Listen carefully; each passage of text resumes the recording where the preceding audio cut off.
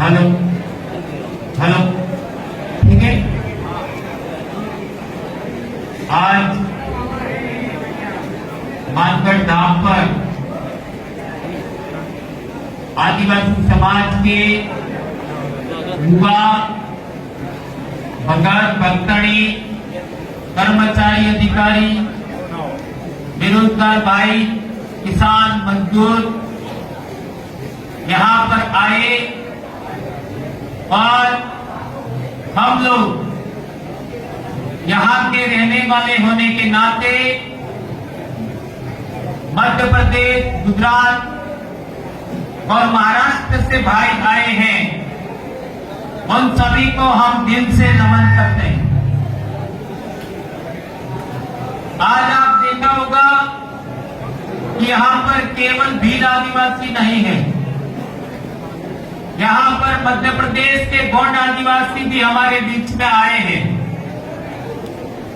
और राजस्थान के मीणा आदिवासी भी हमारे साथ आए हैं। एक बहन हमारे बीच में बैठी है और ट्रैफिक जाम होने की वजह से एक मैडम, हमारे हीरा मैडम, पीछे छूट गए और वो आ नहीं पाए। आज आप लोगों ने देखा होगा कि गड़ी से लगा करके क्या हाल है। इधर मौला डूंगर, इधर संतरामपुर, जितने भी रास्ते हैं पूरे रास्ते जाम है।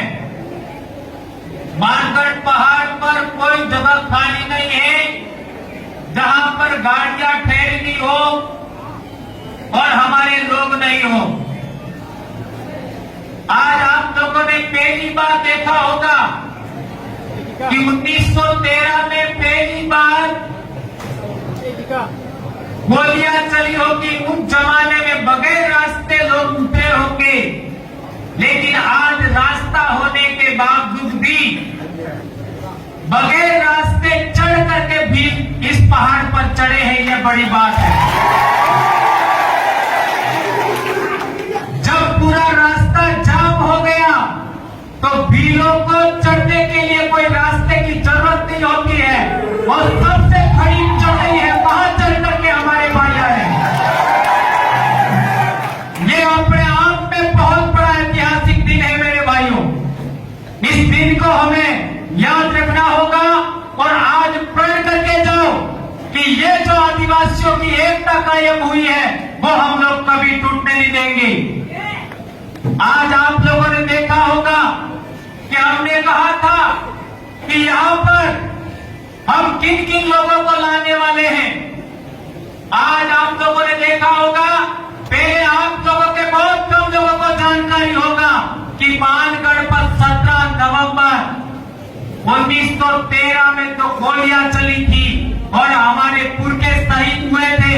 उस समय संत गोवनकर महाराज और भील भगत पूजा कर रहे थे। क्या कर रहे थे? पूजा कर रहे थे। और वो पूजा की लेसनी आज की तारीख में कहां है? पूजा करने की कोई लेसनी तो थी ना उस जमाने में, वो कहां है? आज तक किसी को पता नहीं है। ये हमारे गांव में है, हमारे गांव में महाराज, एक महाराज बाबी सिंधी महाराज, ये इतिहास आपको ज्ञात होना चाहिए। ये सिंधी महाराज है, हाँ, ये सिंधी महाराज है मेरे गांव के। इनके पिताजी मेघाजी महाराज और इनके पिताजी खेमजी महाराज और इनके पिताजी थे नगा महाराज। सिंहजी महाराज, मेघाजी महाराज, खेमजी महाराज और नगाजी महाराज। ये नगाजी महाराज ही वो सेवा लेकर के वहां आए थे, ये उनके वंशज। और वो सेवा अभी मौजूद है यहाँ पर। भाई शिवा भाई बताना जरा, वो थोड़ा सा कॉल करके बताओ। ये नॉलेज होना चाहिए। ये आज पहली बार मानगढ़ पर प्रदर्शनी हो रही है, पहली बार आप लोगों के सामने इसको दिखाया जा रहा है। आज तक किसी को पता नहीं है कि मानगढ़ से लेकर ले जाई गई वो निशानी जो संत गोविंदगढ़ महाराज पूजा करते थे, वो आज तक कहां है किसी को पता नहीं है। वो हमारे गांव में हम आज पहली बार लेके आए हैं, पहली बार मानगढ़ पर छानी मंगरी पर तो लेके जाते हैं। ये आप लोग देखिए, और हर साल 17 तारीख को आज की तारीख में हम यहाँ पर लेके आएंगे। आप सभी भगत भक्तन इसके दर्शन भी कर सकते हो और इसको नमन भी कर सकते हो। ये 1913 से हमारे पूर्वों की निशानी है, जो कि मेरे भाइयों आज तक हमारे इतिहास को सही तरीके से किसी ने सामने रखने का कोशिश नहीं किया। हाँ, ये देख लीजिए, सीधा रखो। आप आगे जो आप आगे। हाँ,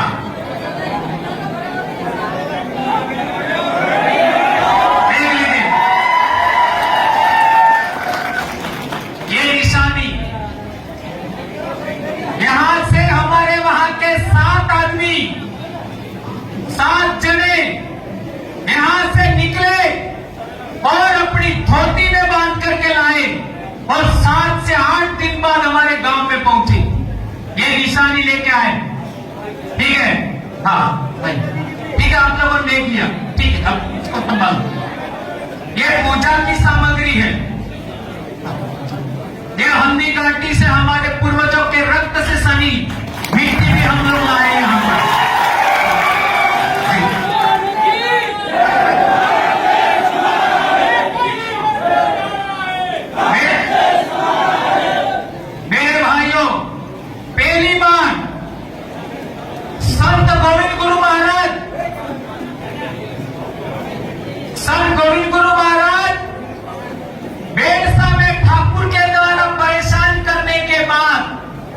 सुरता के भीलों ने उनको अपने वहां पर शरण दिया और उनको खाना पीना दिया और वहां के गमेती, पाल सुरता के गमेती ने उनको अपना खुद का कर दिया और उन्होंने अपने घर से बाहर रहे और गोविंद गुरु महाराज और उनकी पत्नी गरिमा को अपना खुद का मकान दे दिया।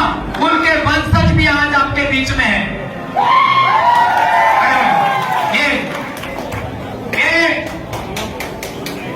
अग्रजी आपका हरिदेव जी महाराज है, उनके पिताजी डूंगर महाराज और बजा महाराज और बाला महाराज, जो वाला महाराज थे वो गमेती थे पाल सुराता के, और पाल सुराता के जो वाला महाराज गमेती थे उन्होंने खुद ने अपना मकान संत गोविंद गुरु महाराज को रहने के लिए दिया था। ये साथी आज हमारे बीच में आए हैं, ये मेरे बाबा लगते हैं और उनके पूर्वज जो पाल सुराता बसाने वाले लोग थे, माना रोल उनका एकमात्र बेटा था। उसके लिए मेरे पूर्वज ने अपना सिर दान कर दिया और एक बेटे को उन रजवाड़ों से लड़ने के लिए बचाया था। हमारे पूर्वज हम उस पाल के लोग रहने वाले हैं। हमारे पूर्वज ने अपना माथा दे दिया लेकिन उनका वंश बचा के रखा। वो वंश नहीं बचा होता तो संत गोविंद गुरु महाराज को किसी ने घर भी नहीं दिया होता। ये इतिहास हमको ज्ञात होना चाहिए। उसी परिवार से ये नारायण महाराज भी है। ये आप लोगों को ये पाल सुराता की विरासत है मेरे भाइयों। अब नहीं तो और हमारे ये पाल सुराता के सारे कोटवान वगैरह हैं। आप लोगों का परिचय हम लोग और बात में करवाएंगे नेक्स्ट में। आज इस जानकारी को हम लोग और आगे बढ़ाते हैं। एक इंपॉर्टेंट बात, हमारे इलाके में एक संत आदमी ऐसा है जो आपके बांसवाड़ा के हैं, जिन्होंने एक सपना देखा। वो सपना कब पूरा होगा ये मैं कह नहीं सकता, और उन्होंने एक सपना देखा था कि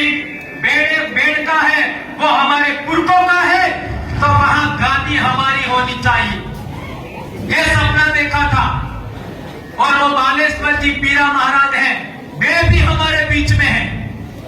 वो दो बातें आपके बीच में रखेंगे। थोड़ा एक बात महाराज आपका थोड़ा सा देख लें, दो बातें बीच में रखेंगे। ये बालेश्वर जी पीरा महाराज जो आज की तारीख में इंदौर में रहते हैं, उन्होंने एक सपना देखा कि पूरे देश के आदिवासी लोग, विशेषकर गोंड आदिवासी लोग, पूरे साल भर में झगड़े होते हैं, जितने जमीन संबंधी या कोई भी कहासुनी के आधार पर जो भी झगड़े हो जाते हैं, उन झगड़ों का निपटारा गोंड आदिवासी कौन से दिन करते हैं? कौन से दिन करते हैं आप बताइए। ये भील आदिवासियों को इतना पता नहीं होगा, लेकिन सभी गोंड आदिवासियों को पता है।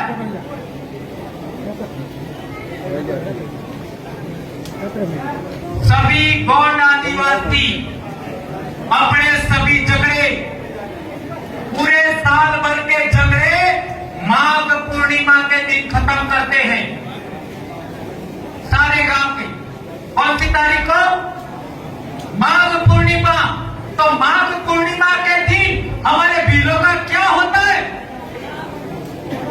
कौन सा मेला होता है? बेड़का का मेला होता है। तो भील प्रदेश का हाई कोर्ट कहां होना चाहिए? बेड़का में होना चाहिए। क्या आप लोग इसका समर्थन करते हैं? हाथ ऊंचा करके समर्थन करिए। आने वाले समय में बेड़का टापू पर सभी आदिवासियों का न्याय का केंद्र होगा, यानी हमारे तमाम प्रकार के न्याय होंगे, वो न्याय बेड़का टापू पर होंगे। वैसे भी हमारे भक्तों ने कहा है कि बेड़का नो न्याय एक दड़ो जरूर थाएगा और ये कालिया स्वतः युग में पहली बारी आएगा। कालिया नहीं तारी न्याय थाएगा। और ये आज पढ़ करके जाओ, आप महाराष्ट्र के भाई, गुजरात के भाई, मध्य प्रदेश के भाई, आप लोगों को जिस तरीके से आज आप लोग भगवान चरण रोकने के लिए मानकर पर चारों राज्य के लोग इकट्ठा हुए हो, उसी तरीके से बेड़का पर भी 4 राज्य के आदिवासियों को आपको एक दिन इकट्ठा होना पड़ेगा। वहां पर भी हमारे पूर्वजों ने अभी बेड़का पर हमारे बाणासुर का मूर्ति लगाया था। ये लोग रात को उठा करके भाग गए, दिन को नहीं भागे, रात को उठा करके भाग गए। तो उसका भी हम लोगों को न्याय करना है। तो मेरे भाइयों, आप लोगों को एक समय ऐसा आएगा कि आपको हम बेड़का पर भी बुलाएंगे। तो उस समय महाराष्ट्र वालों को भी आना है, मध्य प्रदेश को वालों को भी आना है, गुजरात वालों को भी आना है और राजस्थान वालों को भी आना है। जैसा कि आप लोगों के बीच में हमारे भाइयों ने बात रखी कि मानगढ़ हमारे भील प्रदेश की राजधानी होगा। यदि आप लोगों की ये इच्छा है और इस इच्छा के अनुरूप हम लोगों का सभी का दिल एक होता है, तो ये भी दिन आएगा। क्योंकि किसको पता था 2016 में, किसको पता था कि एक दिन ऐसा आएगा 7 साल बाद कि यहाँ पर आने के लिए सभी सड़कें जाम हो जाएगी? किसको पता था? ये गुजरात का रेस्ट हाउस है, गुजरात सरकार ने बनाया है। ये पास में दादरपुर में है। यहीं पर आदिवासी परिवार का गठन हुआ था, यहाँ पर सम्मेलन हुआ था, आदिवासी परिवार का प्रथम चिंतन शिविर हुआ था यहाँ इस हॉल में। लेकिन ये सर्किट हाउस है, वहां आदिवासी परिवार का आपका गठन हुआ था। आदिवासी परिवार शब्द का कनेक्शन हुआ था और 4 फिगरों का कनेक्शन हुआ था। यहाँ संगठन विहीन आदिवासी परिवार, धर्म विहीन आदिवासी परिवार, पार्टी विहीन आदिवासी परिवार और वर्डलेस आदिवासी परिवार। ये आप लोगों ने सिद्ध कर दिया। हम लोग आदिवासी धर्म के अलावा सभी धर्म छोड़ चुके हैं। ये आज आप लोगों ने सिद्ध कर दिया। आप लोगों ने यह सिद्ध कर दिया कि आप लोग हम किसी पार्टी की गुलामी नहीं करेंगे। ये करोगे? कांग्रेस जाए भाड़ में, बीजेपी जाए भाड़ एक और पार्टी आई थी, उसने हमारी सिलेक्शन प्रणाली मानने से इनकार कर दिया। उसका नाम है बीटीपी। उसका भी खात्मा करना होगा। क्यों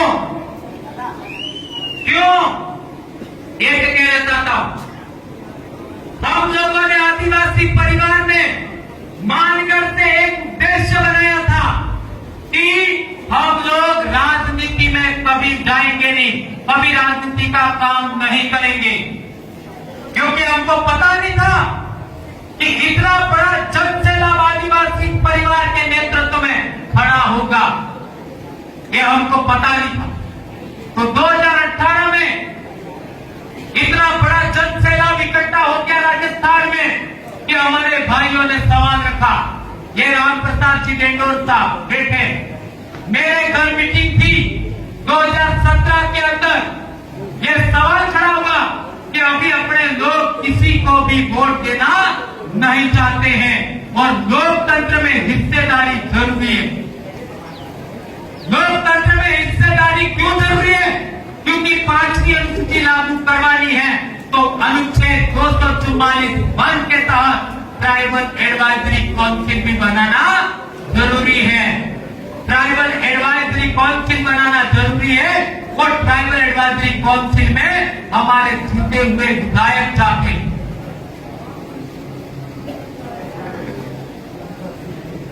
हमारे जीते हुए विधायक पूरे देश में ट्राइबल एडवाइजरी काउंसिल में बैठते हैं। तो हमने 1 साल तक इसका मंथन किया और फिर जून 2018 में हम गुजरात गए। ये मध्य प्रदेश के भाई जो उस समय हमारे साथ आए थे वो बैठे हुए हैं। दाहोद, पंचमहाल, महिसागर के भाई जो हमारे साथ उस समय आए थे वो यहाँ बैठे हुए हैं। राजस्थान के जो भाई उस समय हमारे साथ आए थे वो यहाँ बैठे हुए हैं। और हमने एग्रीमेंट किया था वहां जाकर के। क्या एग्रीमेंट किया था? कि सिलेक्शन प्रणाली आदिवासी परिवार की है, उसको आपको मानना है। यानी आदिवासी जिसका भी सिलेक्शन करे उसको आपको टिकट देना है। यह हमने एग्रीमेंट किया था। वो कागज मेरे पास आज भी मौजूद है और आप लोगों को पता होगा 24 नवंबर शायद 2019 या 20 में यहाँ पर हम लोगों ने 3-4 राज्यों का एक और सम्मेलन किया था। उसके टाइम में भी ये बात बताई थी, आप वीडियो देख सकते हो। 19 या 20 मुझे याद नहीं है। 19 में 24 नवंबर 19 को हमने यहाँ पर भी एग्रीमेंट किया था कि हम लोग गुजरात के मामले में हम दखल नहीं देंगे, मध्य प्रदेश के मामले में आप दखल मत देना और राजस्थान के मामले में भी तुम दखल मत देना। ये बात भी उन लोगों ने नहीं मानी और इस वजह से हम लोगों ने गरियावाद का चुनाव हुआ उस समय इनको बायकॉट कर दिया है। इसमें आप में से कोई भी भाई गुमराह होने की जरूरत नहीं है। इस बात का हमें ख्याल रखना है। तो अब क्या करेंगे? हमारा खुद का परिवार का भाई जिस पर हमने विश्वास किया वो भी गलत निकल गया, तो हम क्या करें? यह हमारे सामने एक बड़ा सवाल है। तो आज मध्य प्रदेश के भाइयों ने आपका रास्ता बना के दिखा दिया। क्या रास्ता बनाया? अभी पंचायती राज चुनाव के अंदर आदिवासी सिलेक्शन प्रणाली के आधार पर इन लोगों ने हमारे जनप्रतिनिधियों का सिलेक्शन किया और सिलेक्शन करवाने के बाद कांग्रेस भाजपा की देश होगी आपको देखा।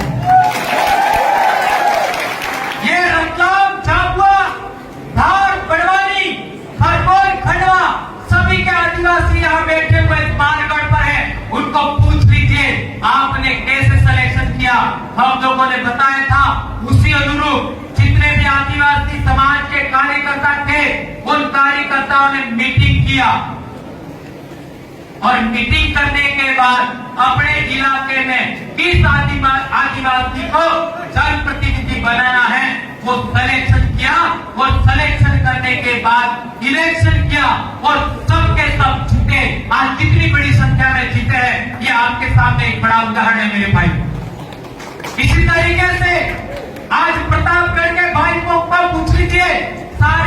प्रतापगढ़ जिले के भाई मिले, दरियावत के भाई बैठे और इन लोगों ने 300 भाइयों ने रात को 9 बजे से सुबह 4 बजे तक दरियावाद का चुनाव कौन लड़ेगा उस भाई का सिलेक्शन किया और सिलेक्शन करने के बाद क्या नाम है थावर चंद भाई को उम्मीदवार बनवाया और वो उम्मीदवार कितना वोट लाया 51,000।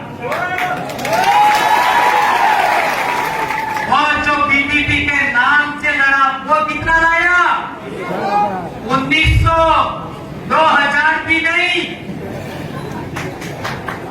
तो कहने का मतलब ये है कि हमको पार्टियों की जरूरत नहीं है, हमको बोलने वाला आदमी, हमको समाज के लिए लड़ने वाला आदमी वहां भेजना है, उसके लिए हम लोगों को काम करना है मेरे भाइयों। ये है सिलेक्शन प्रणाली। उसके लिए अभी गुजरात का चुनाव आ रहा है।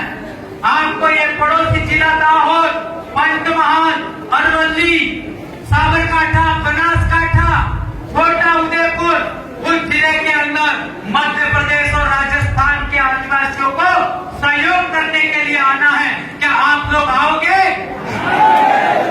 अभी गुजरात में चुनाव होगा तो आप लोगों को खाने और रहने की व्यवस्था जरूर होगी। आप लोगों को प्रचार के लिए, अपने भाइयों को समझाने के लिए आपको सभी को गुजरात आना है। अलीराजपुर वाले, दाहोद वाले और छोटा उदयपुर का सहयोग करोगे कि नहीं करोगे? और झाबुआ वाले हैं वो दाहोद को समर्थन सहयोग करेंगे और प्रतापगढ़ और रतलाम वाले हैं वो आपका महिसागर और अरवली वाले को हमारे राजस्थान यानी मध्य प्रदेश आपका डूंगरपुर बांसवाड़ा के भाई हैं वो अरवली और पंचमहाल और आपका साबरकांठा के भाइयों को सहयोग करेंगे। क्या आप लोग ये करोगे? यदि ऐसा करोगे तो गुजरात विधानसभा में पहली बार, गुजरात विधानसभा में पहली बार जिस तरीके से राम प्रसाद जी बेटोर और राजकुमार रोत ने जय भील प्रदेश और जय जोहर का नारा लगाया था वो गुजरात में नारा गूंजेगा। आज तक हमने जो कहा है वो हुआ है, जो कहा है वो हुआ है। तो क्या आप लोग आज मानगढ़ से प्रण करके जाओ मध्य प्रदेश वाले और राजस्थान वाले कि हम लोग 2 से 4 आदमी हम लोगों को गुजरात से जिता करके गांधीनगर में भेजने हैं। क्या भेजोगे नहीं भेजोगे? उसके लिए आपको प्रचार करने के लिए, सहयोग करने के लिए आना है। और वो भाई हम लोग निर्दलीय लड़वाएं कि कैसे लड़वाएं, ये हम लोग आने वाले समय में हमारे जो बेरोजगार भाई हैं, जो लोग लोकतंत्र की व्यवस्था में काम करते हैं, वो आपका आह्वान करेंगे। ये काम मेरा नहीं है, मैं केवल वो आदिवासी परिवार के 4 पिलर हैं। कौन सा? पार्टी विहीन आदिवासी परिवार, उसकी व्याख्या कर रहा हूं। दूसरा, आज आपने देखा होगा आरएसएस के लोगों ने यहां पर मानगढ़ संदेश यात्रा निकाली थी और वो लोग कह रहे कि हम लोग सनातन धर्म को मानते हैं।